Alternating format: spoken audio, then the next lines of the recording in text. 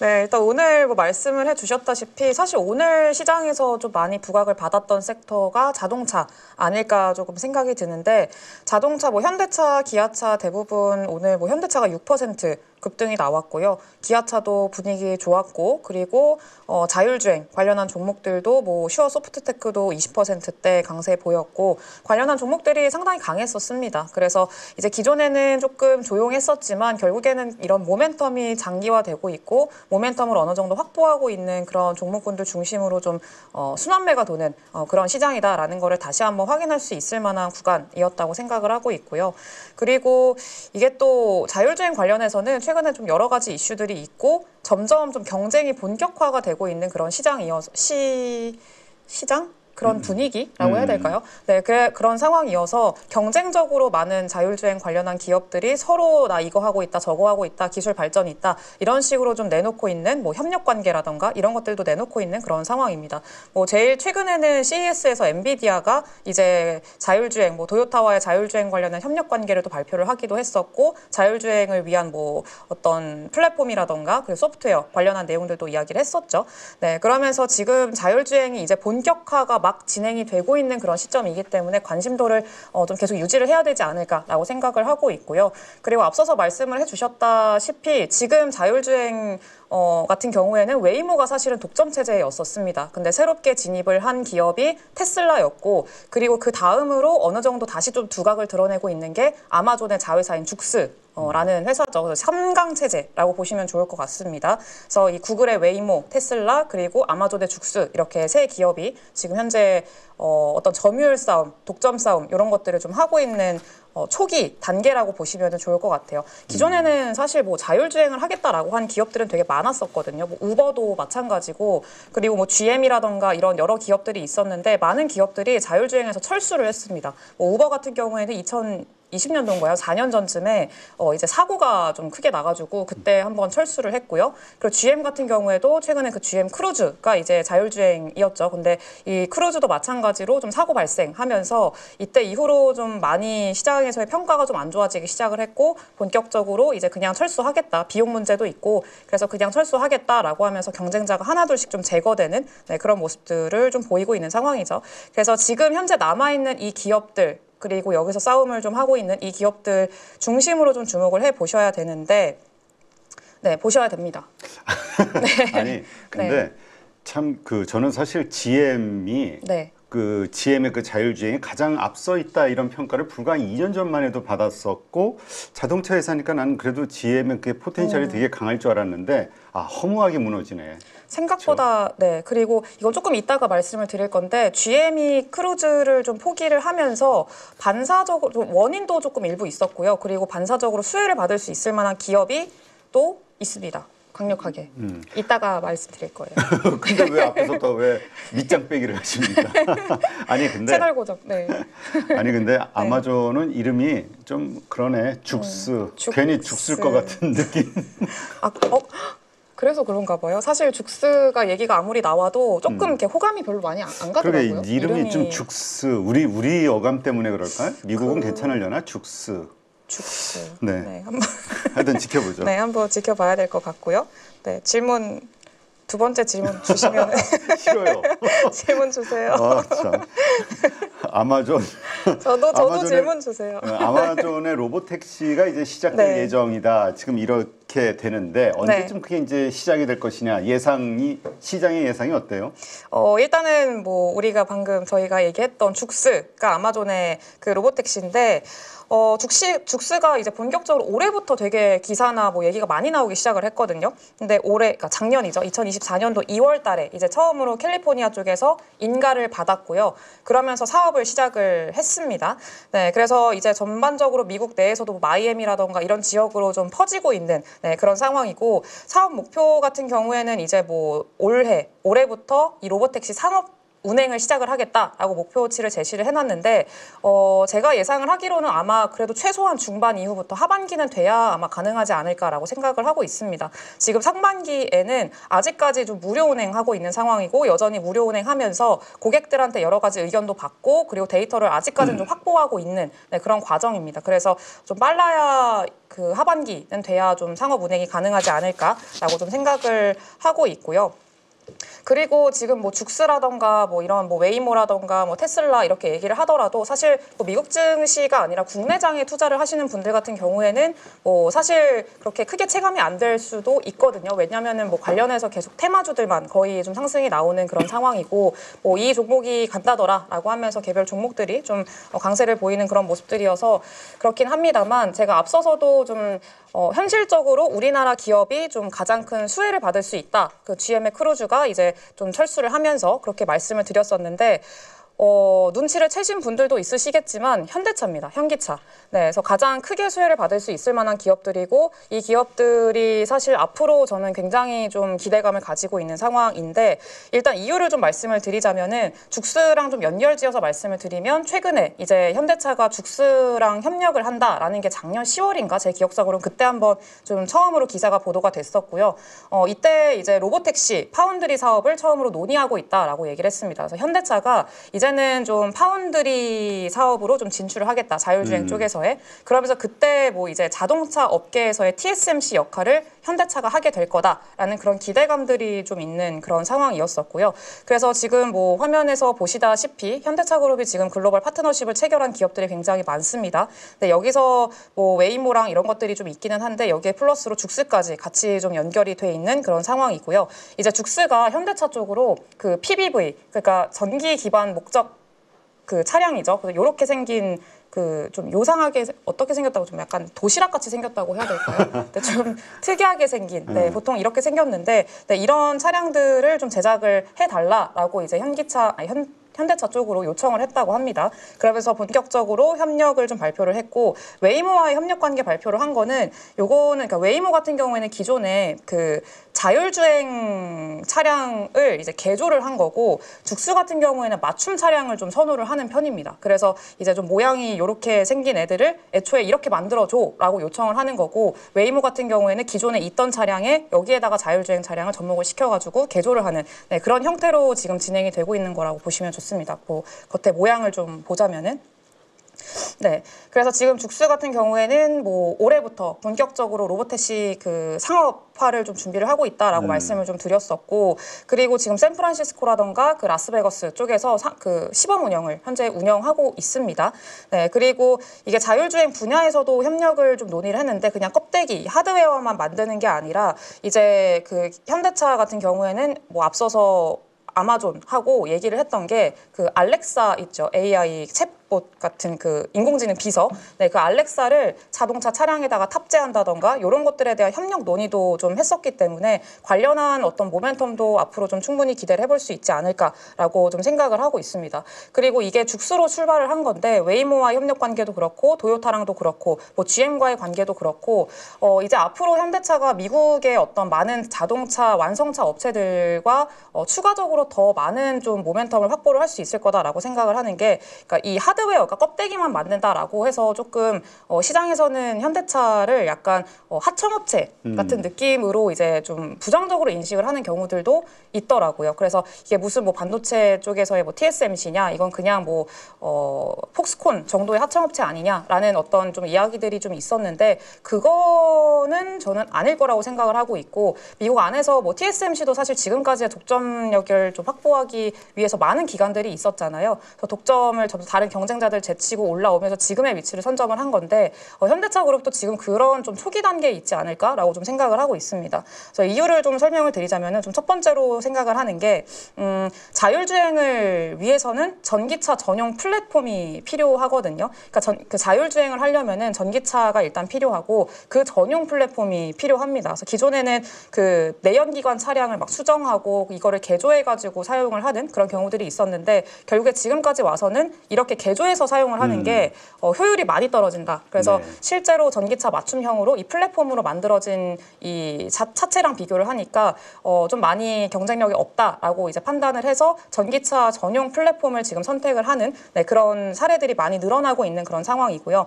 배터리라던가 전기 모터 이런 핵심 어떤 부품들을 중심으로 독립되게 이제 설계를 한 거죠. 네. 그래서 이런 것들이 필요한데 뭐 예를 들면은 배터리를 뭐 차체 내에다가 이제 뭐 이렇게 좀 숨겨가지고 잘 이렇게 만들어가지고 뭐 독립된 공간, 실내 공간을 뭐 넓힌다거나 뭐 최적화한다거나 이런 것들이 가능해지는 거죠.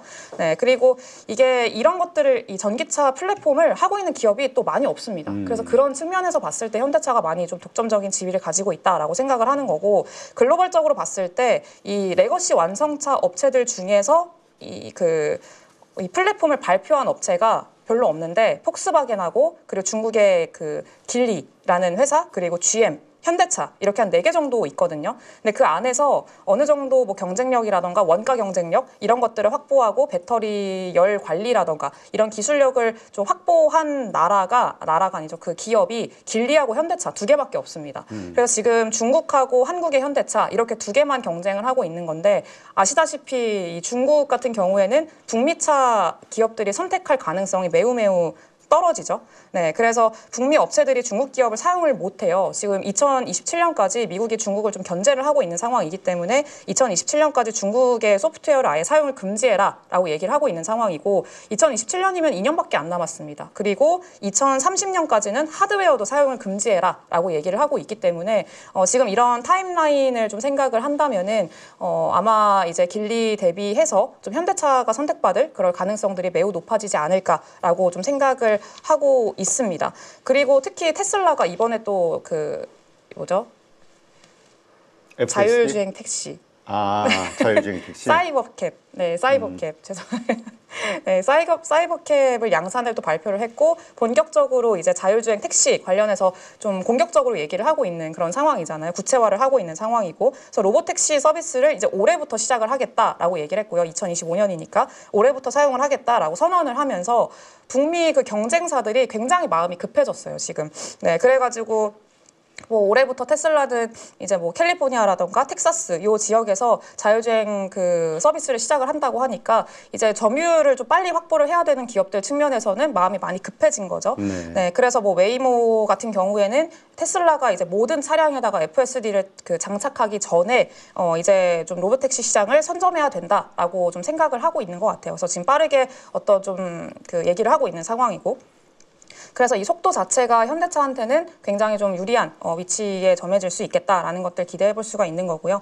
그리고 GM 같은 경우에도 마찬가지로 협력을 최근에 또 발표를 했었잖아요. 그래서 뭐 지분 교환이라던가 이런 것들도 좀 예상을 하고 있는 그런 상황인데 기존에는 좀 얘기가 많이 나왔던 게 둘이 협력을 하면서 뭐를 서로 좀 도와줄 수 있을까를 고민을 했을 때 GM의 강점은 픽업 트럭에서 큰 트럭. 그래서 현대차는 그게 좀 약하기 때문에 거기서 좀 도움을 받고 그리고 현대차가 GM한테 줄 수 있는 거는 뭐 하이브리드 아닐까에 대한 얘기가 제일 많이 나오긴 했었거든요. 처음에는. 근데 사실 조금 생각을 해보면은 하이브리드를 만약에 도움을 받을 거였으면은 기존에 GM이 굉장히 오랜 시간 동안에 협력 관계에 있었던 회사가 혼다기 때문에 그냥 혼다랑 같이 하면은 됩니다. 근데 그 혼다를 선택을 안 하고 굳이 현대차와의 이런 뭐 지분 교환이라던가 이런 것들까지 뭐 생각을 할 정도로 협력을 발표를 했다라는 거는 추가적인 뭔가가 더 있어야 된다라는 건데 그게 아마 그 전기차 플랫폼이 되지 않을까라고 좀 생각이 들어요. 앞서 말씀을 드렸었던 전기차 플랫폼이 eGMP라고 해가지고 이 세 번째 나와 있는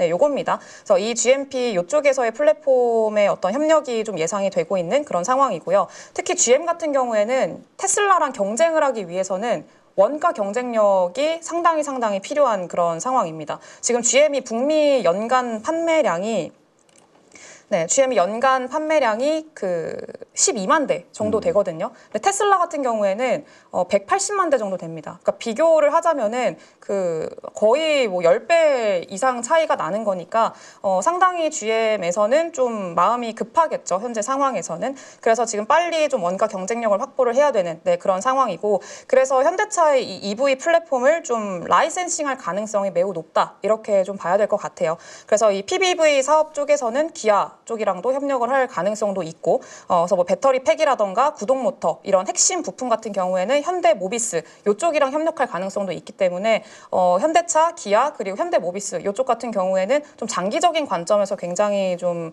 우호적으로 그리고 기대감을 가지고 좀 봐야 되지 않을까라고 좀 생각을 하고 있습니다. 그래서 뭐 현대 모비스 쪽으로는 그 소싱을 할 가능성이 매우 높겠죠. 네, 그래서 그렇게 보고 있고, 그리고 웨이모랑도 로보택시 이제 체결을 했는데 이것도 상당히 좀 시각에서 많이 부각을 받았었어요. 네, 기존에 뭐 웨이모 협력사가 제규어 그리고 또 그 크라이슬러 그리고 그 길리 중국의 길리 이렇게 세 개가 있었는데 이 길리를 이제 빼고 여기에 현대차를 넣은 거죠. 교체를 한 거죠. 네, 아이오닉 5고 이제 10월부터 메타 플랜트가 가동이 됐잖아요. 현대차가. 그래서 여기서 생산된 아이오닉 5를 이제 그 납품을 하게 되는 거고요. 초기 물량이 많지는 않습니다. 한 100대 정도? 네, 100대 정도 수준이어서 많지는 않은데 이제 곧 있으면은 테슬라가 아니라 그 트럼프가 좀 취임을 하죠. 트럼프 당선인이 이제 취임을 하게 되고 트럼프 2.0 시대에서는 또 관세 부과 라던가 아니면은 뭐 추가적으로 환율이라던가 이런 것들을 좀 감안을 하게 되면은 아마 현대차의 공급 물량이 좀 상당히 빠르게 늘어나지 않을까라고 좀 생각을 하고 있습니다. 네, 그래서 그런 것들도 있고 그리고 추가적으로 택시가 기본적으로 라이센스 사업이잖아요. 그래서 뭐 가장 먼저 이 업체에 진출한 게 웨이모기 때문에 이 웨이모 같은 경우에도 테슬라가 경쟁자로 빠르게 치고 올라오고 있지만 결국에는 처음에 진출을 한 기업이고 어쨌든 지금 현재 경쟁력을 가장 빠르게 확보를 하고 있고 그리고 안전성 측면에서도 굉장히 가장 높게 좀 평가를 받고 있는 상황이거든요.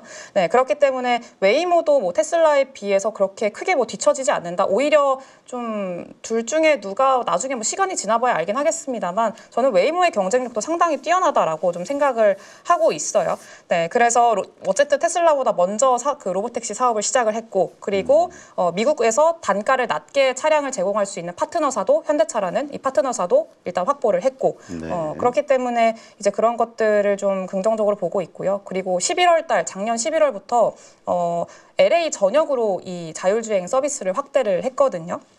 그래서 지금 수요 대기자가 한 30만 명 정도 된다고 해요. 근데 그런 것들을 생각을 했을 때 지금 운영하고 있는 자율주행 택시 차량이 800대밖에 안 됩니다. 그러니까 이거는 굉장히 좀 적은 수준이라는 거고 훨씬 더 많은 차가 필요하겠죠. 그래서 그거에 대한 주문의 수혜를 현대차가 가져갈 수 있는 거고 아이오닉을 지금 기반으로 해서 자율주행 차량이 운행되는 거는 올해 하반기부터 좀 예정이 돼 있습니다. 그래서 도로 운행을 올해 하반기부터 좀 시작을 할 걸로 예정이 돼 있고요.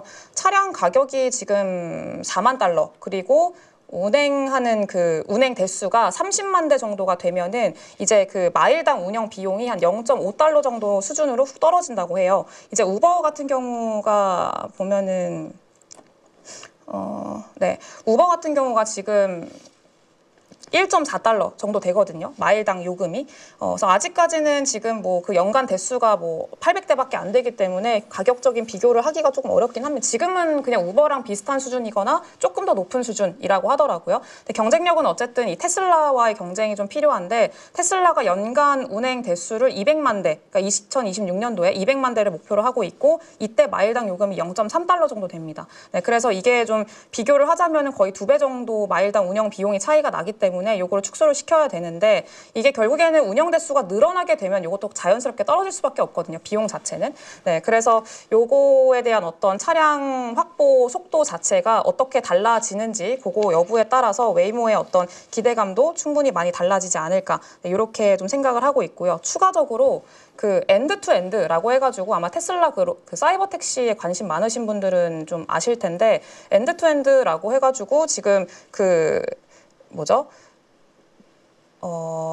방식이 두 개가 있습니다. 근데 기존에 다른 뭐 웨이모라던가 뭐다 GM 크루즈라던가 이런 애들이 하던 방식 같은 경우에는 조금 효율성이 떨어지는 방식이었었고 그리고 그것들을 알고 테슬라가 엔드투엔드 방식으로 지금 바꾼 거거든요. 바꾼 건 아니고 애초에 그걸로 좀 시작을 했고 그렇게 해가지고 지금 좀 적응을 하고 있는 그런 상황인데 웨이모도 이번에 바꿨습니다. 바꿔가지고 엔드투엔드 방식으로 이제 하겠다라고 좀 발표를 해놓은 그런 상황이고요. 그래서 지금 그 모델을 개발을 하고 있어요. 네, 근데 이게 엔드투엔드 방식으로 개발을 하게 되면 문제가 뭐냐면은 이게 엄청나게 많은 실 데이터가 필요합니다. 대량의 실 데이터가 필요하기 때문에 실 데이터가 이제 확보를 하려면은 실주행 데이터를 좀 확보하기 위해서 많이 좀 차량 대수가 늘어나야 되는 거죠. 네, 그래서 테슬라가 지금 애초에 엔드-투-엔드 방식을 하기 위해서 이 껍데기를 일단 많이 팔아놓고 그렇게 실주행 데이터를 확보를 해서 이제 뭐 엔드-투-엔드 방식, 그 자율주행 쪽으로 넘어가겠다라고 애초에 계획을 했던 건데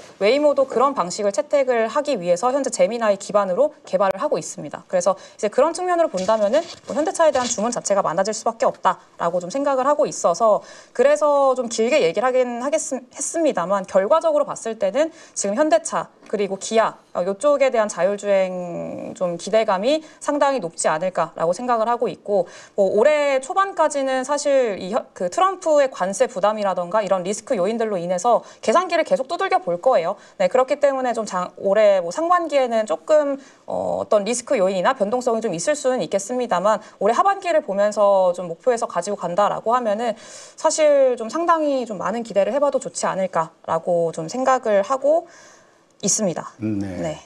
지금 일단 오늘 그 현대차가 6% 급등이 나왔죠. 정말 현대차 같이 무거운 종목이 네. 급등이 나온 데는 뭐 이제 호재가 나온 건데 지금 보니까 이제 엔비디아발 또 협력 호재가 네. 나왔어요. 어제는 또 뭐 24조인가 국내에다 투자하겠다. 이 투자한다는 거는 그만큼 미래에 대한 자신감이 있기 때문에 기업단에서는 하는 건데 그쵸. 이러한 일들이 연속으로 나오니까 시장의 기대감이 상당히 커지는 것 같아요. 근데 우리가 좀 설명을 했습니다만 지금 테슬라를 중심으로 한 그 FSD 이거와 그 다음에 엔비디아도 사실은 그 라이다 생태계라고 하죠. 네. 네, 그러다 보니까 이게 어디가 기술 표준이 될 것이냐 이거와 관련해서 상당히 좀 앞으로 변수가 좀 나올 것 같기는 해요. 네, 맞습니다. 그래서 라이다냐 레이더냐 이것도 좀 얘기가 많기는 한데 사실 지금 국내에서 라이다든 레이더든 확실하게 뭔가 좀 이렇게 확 정해진 게 없고 거의 뭐 지금 상황에서는 뭐 테마성으로 움직이는 종목들이 대부분이라고 좀 보셔야 될 것 같습니다. 네, 그래서 지금 뭐 라이다를 보신다라고 하면은 일단은 뭐 SOS랩 중심으로 좀 상승이 나오고 있으니까 그쪽으로 좀 보시는 게 좋을 것 같고요. 그리고 레이더는 뭐 테슬라 향이기는 합니다만 국내에서는 거의 테마주 중심이어서 사실 뭐 실질적인 수혜주를 가려내는 거는 아직까지는 조금 무리가 있다. 왜냐하면 실적이 뭐 찍히는 것도 아니고 아직까지는 불확실성이 많은 그런 상황이기 때문에 거의 지금 뭐 관련한 종목들 같은 경우에는 조금 주의해서 변동성에 주의해서 접근을 하시는 게 좋을 것 같고 이제 매매적인 관점에서 접근을 하시는 게 사실 지금은 좀 좋지 않을까라고 좀 생각을 하고 있습니다.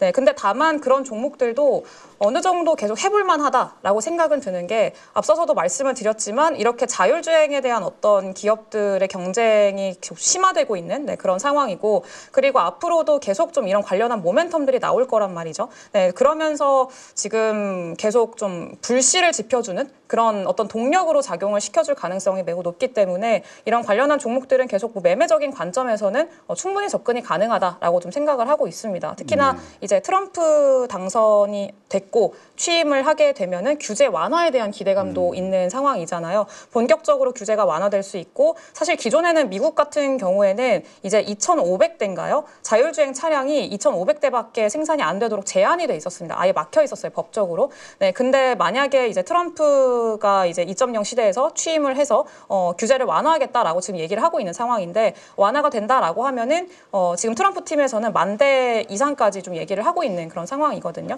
10만 대 이상까지 얘기를 하고 있는 상황이거든요. 그래서 이게 좀 확실하게 확 늘어날 수 있을 만한 그런 구간에 현재 위치를 해 있기 때문에 자율주행 같은 경우에는 관련한 모멘텀들도 계속 유입이 될 거고 그리고 실질적인 수혜는 뭐 현대차라던가 기아 그리고 뭐 현대모비스 그리고 뭐 같이 지금 현장에 진출을 해 있는 북미 쪽에 진출을 해 있는 HL 만도라던가 이런 기업들 중심으로 실질적인 수혜를 기대를 해볼 수는 있습니다만 그쪽들은 또 시간이 뭐 지금 당장 올라갈 걸로 기대를 하는 것보다는 시간적인 좀 여유를 두고 접근을 해야 된다라는 것들을 생각을 하면은 오히려 좀 시간을 단축할 수 있을 만한 그리고 빠르게 좀 매매적인 관점에서 수익을 보고 싶다라고 하시면은 뭐 자율주행 쪽에서 뭐 올라갈 때 아닙니다. 지금 사실 시장 상황이 그렇잖아요. 올라갈 때 시세가 나올 때 따라 붙으면은 물립니다. 네, 그래서 지금 뭐 시세가 나왔을 때 물리는 것보다는 어느 정도 좀 시세가 나오고 좀 쉬어가고 있을 때, 그러니까 오늘 같은 경우에는 뭐 만약에 뭐 슈어 소프트테크를 얘기를 한다면은 뭐 이런 종목들이 오늘 양봉을 좀 띄워놨잖아요.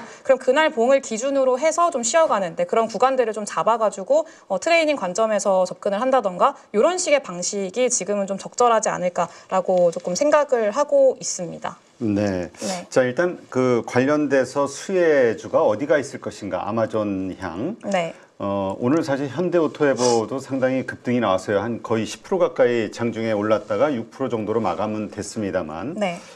지금 얘기하신 그런 곳들 외에 또 어디가 있을까요? 방금 말씀드렸던 현대차, 그리고 기아, 그리고 현대모비스 같은 경우에는 계속 좀 말씀을 드려왔고요. 그리고 방금 말씀드린 HL만도 같은 경우에도 사실 HL만도가 자율주행도 있고 모멘텀 자체는 되게 많은 기업이기도 하거든요. 근데 사실 이번 실적이 그렇게 막 엄청나게 서프라이즈하다거나 뭐 이런 것들은 아니면 조금 쉬어가는 구간이긴 한데 이것도 마찬가지로 올해 좀 하반기를 보면서 좀 가야 돼. 올해 중순 이후 2분기 이후를 좀 보면서 가야 되는 그런 기업이니만큼 좀 천천히 관심을 가져보시면 좋을 것 같고요. 이제 막 좀 턴어라운드가 시작된 그런 구간이고 그리고 HL만도가 또 길리 쪽으로 납품을 하고 있는 회사이기도 합니다. HL만도는 그래서 중국향 비중이 또 꽤 높은 그런 회사이기도 한데 이게 중국향 비중이 높다라고 해서 지금 안 좋게 볼 게 아닌 게 지금 중국 차량들 판매가 어마어마합니다. 그래서 지금 작년 기준으로 했을 때 2024년도 기준으로 했을 때 자동차 판매량을 좀 보시면은 대부분의 기업들이 다 부진했거든요. 근데 지금 선방을 한 게 그나마 좀 유지하고 그나마 좀 선방을 한 게 현대차, 기아 이쪽이고요. 그리고 잘 나온 게 테슬라랑 중국 기업들이었으면 비아디라던가 중국 기업들이었었기 때문에 중국은 지금 뭐 이구안신이라던가 그리고 내부적으로 이제 어떤 좀 소비를 좀 증진시킬 수 있을 만한 그런 정책들 계속해서 내고 있고 그리고 관련한 모멘텀들이 계속 이어지고 있는 상황이어서 중국 내에서도 지금 자동차 판매량이 굉장히 강하게 올라오고 있는 상황이고 중국 차량들, 그러니까 중국 완성차 업체들의 어떤 경쟁력 자체도 굉장히 높아지고 있는 그런 상황이에요. 네, 그렇기 때문에 그런 판매량이 높아졌을 때 또 수혜를 받을 수 있을 만한 게 또 HL만도이기도 하고 그리고 지금 북미 쪽에서의 판매 비중이 높아지고 뭐 관세 리스크라던가 환율 뭐 이런 것들로 인해서 북미에서의 생산량이 늘어나고 그러면 또 같이 수혜를 받을 수 있는 게 HL만도이기 때문에 HL만도 같은 경우에는 좀 지속적으로 마찬가지로 좀 관심을 가져볼 필요가 있지 않을까라고 좀 생각을 하고 있습니다. 여러분 지금 계좌 안녕하십니까? 언제까지 물린 종목들 바라만 보실 거예요. 사실 투자라는 게 간단합니다. 올라갈 종목 잘 찾아서 매수할 자리, 매도할 자리만 여러분들이 명확하게 알고 있으면 주식 정말 쉬워집니다. 지금 보유 종목을 잘라야 할지 끌고 가야 될지 고민인 분들 많으시죠? 저도 7번 깡통을 차본 사람으로서 여러분들의 고민이 어떤 건지 다 알고 있습니다.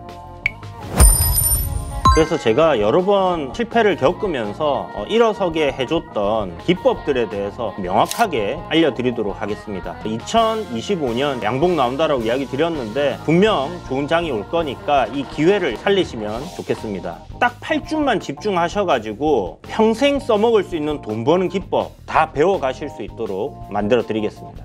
제가 쓰는 실전 기법을 총 8번의 VOD 강의와 16번의 라이브 강의로 모두 담았습니다. 직접 올라갈 종목 찾으실 수 있도록 그 방법을 제가 알려드리겠습니다. 여러분 2025년 저와 함께 돈 벌어보시죠.